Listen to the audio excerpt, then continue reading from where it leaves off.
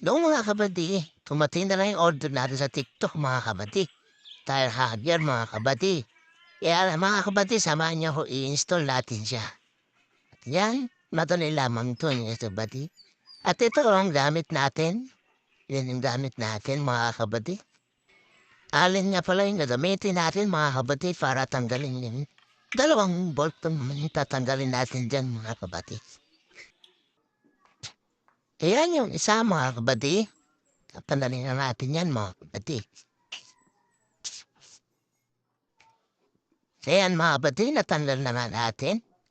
At ito naman yung isa mga kabady, ito sa taas. Yan.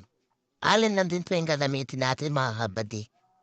Yan, tanggalin lang natin yan mga kabady.